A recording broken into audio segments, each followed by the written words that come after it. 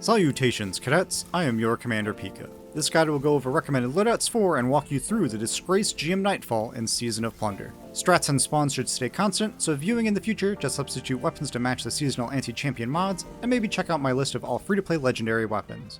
In the description we'll also link to a full, unedited run of the Nightfall and explain some methodology. With that, let's get started. For the GM modifiers specific to the Disgraced, you have Fire Pit, so defeated acolytes drop pools of fire, Chaff, so no radar, 16 barrier and 3 unstoppable champions, Arc and solar shields, and Arc Burn. There are Arc shields on the numerous knights that spawn throughout the Nightfall, and the solar shields are on the wizards and the final boss. All shields are annoying to deal with since they are all deadly targets, so it's best advised having at least one person on solar and 2 people on Arc, either weaponry, subclass, or exotics like Arbalist. If you can, try to have your power weapons be Arc to maximize burn, but use what works and satisfies your builds. Because of the sheer number of them, I recommend everyone having a means to stun barrier champions. The Unstoppables are only at the end of the Nightfall and are easy to stun, so having one person have Unstoppable is alright if need be, or if you have Inferno up on your helmet rocking a solar subclass. For our minimum spec loadouts, this means all free-to-play gear only. For exotic weapons, Arbalist, Risk Runner, Skyburner's Oath, Hardlight, Borealis, Thunderlord, and Sleeper Simulant. For legendary weapons, let's go by champion type. Barrier weapons, Come to Pass, Sorrow's Verse, Herod Sea, 7th Seraph Carbine, Night Watch, Persis D, Staccato 46, Long Shadow, Silicon Aroma, and Defiance of Yasmin. For my shortlist, whatever kinetic sniper you can use, Persis D, Come to Pass from the Gift of the Thunder God chest, and Staccato 46. For unstoppable weapons, Syncopation 53, Smite of Moraine, Darkest Before, GN7 Rifle, Horror's Least, the Third Axiom, BXR 55 Battler, and Ogma PR6. Of those, my top picks would be Syncopation, the Third Axiom, and BXR. Technically, shotguns are an option based on where the champions spawn, and if you find yourself more daring, then try Ragnil D, Wastelander M5, Xenoclast 4, First In Last Out, or Found Verdict. And then your solar-powered melee with Inferno Whip is a great option if those weapons don't suit your fancy. For power weapons, choices are a bit limited, opting for rockets, then Sleepless or Heretic. Although, those weapons aren't ammo efficient and could get you killed in the boss room. For linear fusions, Typhon 4FR is your only option unless you have a high power level and a leveled rare King Cobra 4FR. Otherwise, the Machine Gun 7 Seraph Saw is good for ad clear. For subclasses, let's go by character. Because of the ad density of the Nightfall, all light elements see some viability across the classes. For Hunters, on Void pair Orpheus Rig with Deadfall Tether to control the constant wave of ads and feed orbs to your team. On Arc, pick your grenade of choice. For skip grenades, go with Shinobu's Vow. Arc Bolt, then Lucky Raspberry. And on Solar, try Young Ahamkara's Spine with a Scorch Ignition build. Otherwise, neutral exotics like Frosty's for all abilities uptime or Worm Husk to heal out of a bad spot are solid options.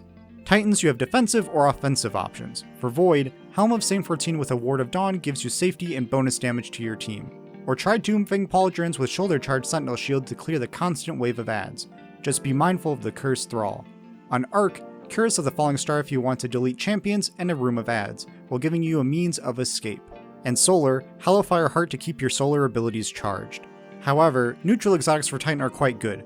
Crest of Alpha Lupi to heal your team, Armamentarium to throw more roaming, jolting storm grenades or debuff void grenades, and ACD0 feedback vents to protect yourself from the rushing onslaught of Thrall. And Warlocks, on Void you have Nezarac's Sin, Arc you have Crown of Tempest or Getaway Artist if you want an Arc buddy to have your back, and Solar you have Starfire Protocol if you want twice the healing or exploding, which pairs nicely with a Skyburner's Oath Ignition build.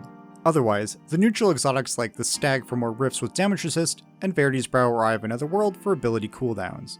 And for all classes, having an Aeon user for heavy ammo is always appreciated, but not required. Some quick loadout recommendations. For no exotics, then a Sniper, Pulse, and Linear Fusion Rifle. Opting for double primary, then Scout, Pulse, and Linear Fusion. With exotics, try Arbalist, a Pulse, and a Linear Fusion, or a Sniper, Hardlight, and a Linear Fusion. For a safer approach, you can try a Scout or Sniper paired with Risk Runner. Protects you from the Wizards, Boomers, and Melee Thrall. Focusing on pure damage without better options than a Sniper, Anti-Champion Weapon of Choice, and Sleeper Simulant. And if you have a Solar Scorch Ignition build, then Sniper, Skyburner's Oath, and a Linear Fusion. Quick builds for each class. Hunters, go Void, pair with Orpheus Rig with Deadfall Tether and debuff grenades. Opt for Arbalist, Third Axiom or BXR, and Taipan. Titans, go Armamentarium with your choice of Arc Thunder Crash for damaging jolting storm grenades, or Void Banner Shield to play defensive, paired with Arbalist, Hardlight, or Thunderlord, with a Pulse or Linear Fusion to fill the gaps. Warlocks, Rock the Stag on Solar Well of Radiance for defense, or on Arc Chaos Reach Arc Soul for more offense. Pair with a Sniper, Scout, and Sleeper Simulant. And for all classes, if you want to experiment, try Skyburner's Oath with an Ignition build to clear out the dense group of adds. Now for maximum spec, we gain some flexibility and DPS options. For exotics, Witherhoard, Malfeasance, Wishender, Aegir Scepter, Osteostriga, Quicksilver Storm, Collective Obligation, Symmetry, Divinity, Gallarhorn, Queenbreaker, and Anarchy. For exotics, Hunters have 6 Coyote or Omnioculus for more invis uptime. Star Eater Scales to buff Gathering Storm or Mobius Quiver, Gerfalcon's Halbark for damage buff and volatile, and Assassin's Cowl or Liar's Handshake if you want to play it as an aggressive jolting Arc Hunter. Titans have Ursa Furiosa to play with a defensive banner shield, Second Chance to break the many barrier shields, Lorelei to stay alive on Solar, or Heart of Inmost Light to spam those high damage jolting Storm Grenades or debuff Void Grenades. And Warlocks have Phoenix Protocol to chain Well of Radiances, Osmiomancy to freeze everything in sight, Necrotic Grips to spread poison and complement Osteostriga, Controverse Hold to spam debuff Vortex Grenades, and Fallen Sunstar to juice up your Arc Traces. All classes have access to Stasis, just be aware of freezing the Unstoppables in the boss room, unstunning and re-upping their damage resist. But still an amazing option to stunlock barrier champions and the hordes you'll face. For legendary weapons worth considering, Tarnished Metal with Volt Shot to clear the room, Succession and Thoughtless has great kinetic snipers, Insidious to have a better arc pulse, Heritage No Reprieve if going the shotgun route, and Sail Spy Pitchglass or Stormchaser to have a high damage arc linear fusion. For quick max spec builds. For Hunters, rocking Orpheus Rig or Gerfalcon on Deadfall Tether is still a great option, but if you are more aggressive, then maybe Assassin's Cowl and Arc Gathering Storm is the play. Pair a Sniper or Shotgun with Collective Obligation or Symmetry and Sail Spy Pitchglass. Titans, Heart of Inmost Light for powerful roaming Arc Storm Grenades on Thundergrash, or Ursa Furiosa on Banner Shield to play defensive and generate orbs for your team. Pair Arbalist, Insidious, and Sail Spy Pitchglass. Warlocks, Phoenix Protocol on Solar is great for having Well of Radiance in every engagement, or try Necrotic Grip with Osteostriga, or Osmiomancy on Shadebinder for lots of turret buddies. Pair Osteostriga or Aegir Scepter with a Scout and Sail Spy Pitchglass. If opting for the Rocket strat, then a Hunter or Warlock on Aeon, 1 Gallarhorn, and 2 Arc Rockets. With that, let's get to the walkthrough. In the opening section, try not to kill your teammates on Sparrows. And don't bring it into the first room, Sparrows are just bombs waiting to go off. As you make your way up the stairs and into the room, you'll find 2 barrier champions, Vandals, and Marauders. Focus the barrier champions so you can later deal with the normal adds. Do enough burst damage so they try to shield up and don't teleport away or behind cover. These guys like to float around and hide, so peek shoot and retreat. Don't feel tempted to rush further into the room and get trapped between all the enemies.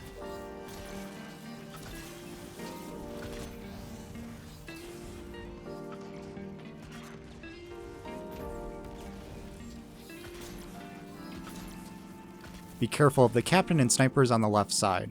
Once the majority of the initial enemies are dead, the next wave spawns.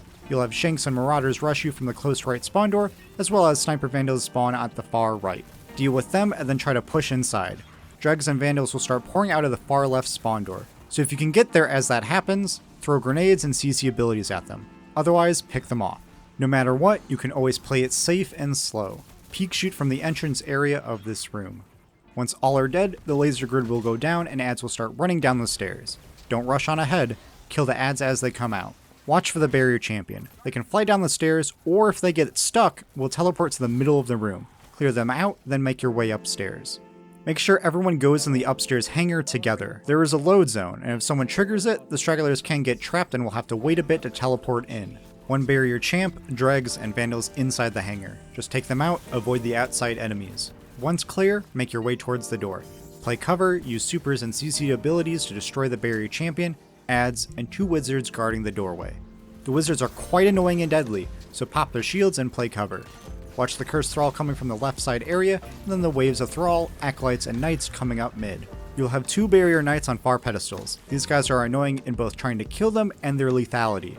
If you do enough damage to stagger and push them, they'll fall off their platform. So try to whittle them down, stun them, then delete them with your heavy weapon. If you have issues of them falling down and hiding, just focus the normal adds running up mid. After they are dead, the Shriekers will open up, and about 15 seconds later, the final tomb ship carrying more adds, Arc Knights, and 2 more barrier champions will spawn. Focus the Shriekers when they open up since they are quite deadly. Then try to push up and take care of the champions. If you ever get overwhelmed, just back up in the hangar entrance and peek shoot the enemies. Grab some ammo, then make your way inside.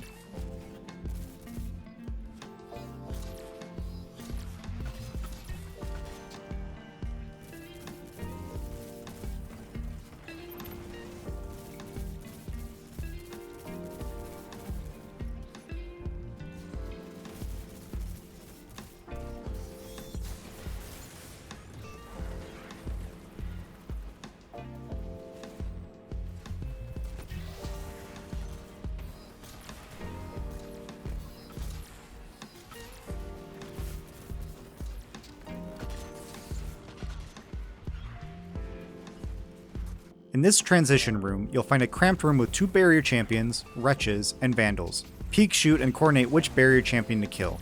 Be mindful of the wretches rushing and the snipers in the back. This is also a great time to get finishers off for ammo if you have an Aeon user. Quickly make your way outside and into the keypad room. Travel as a group and be quick. Outside enemies aren't worth points, and it's still GM, so don't stick around and try a heroic GM public event. Additionally, go into the next area together, another load zone, and if you get separated and someone dies, that could wipe the Nightfall.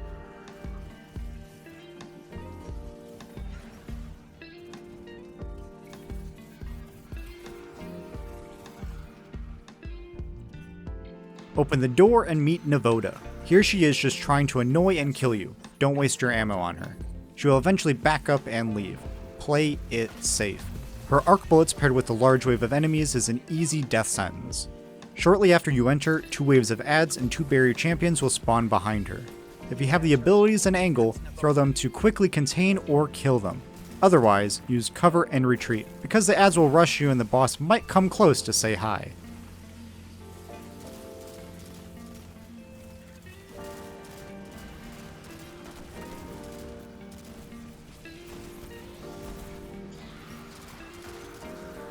Once she has left and the adds are dead, slowly move up and try to focus the 2 wizards in the back. As Navota retreats up the ramp, an Unstoppable spawns up the ramp and a barrier champion on the top left ledge. Focus the Unstoppable. Peek shoot so the barrier and other enemies don't destroy you. Watch for all the exploding thrall either rushing you or hiding. Focus them and the barrier champion. If the adds at the top of the ramp are giving you trouble, try to pick a few of them off with your weapons and abilities. Then you can focus on the barrier champ. Clear the room and slowly make your way up.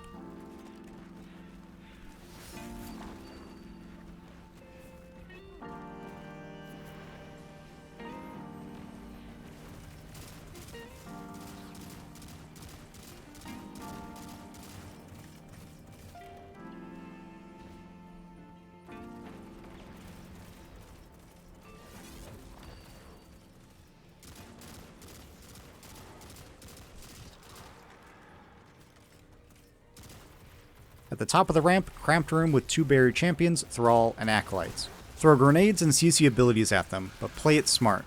Clear the remaining adds, grab ammo, then face the witch.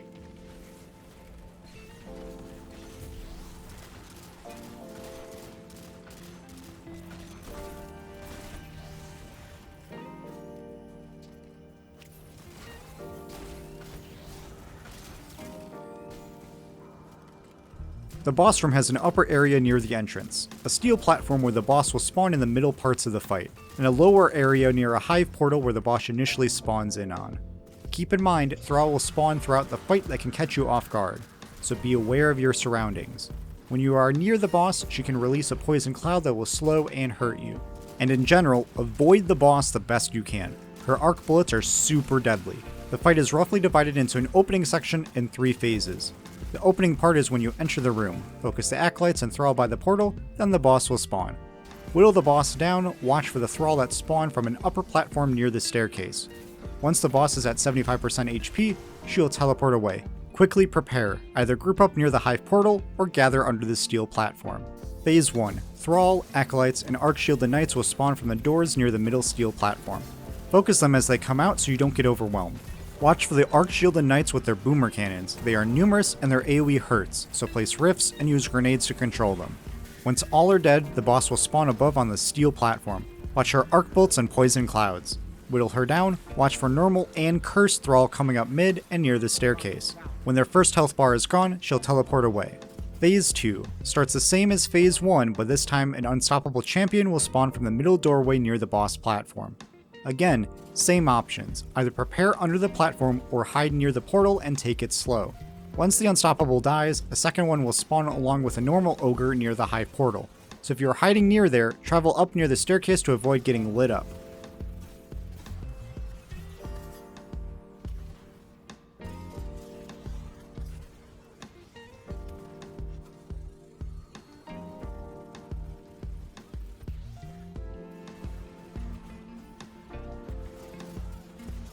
Once those 2 ogres are defeated, she will spawn on the steel platform.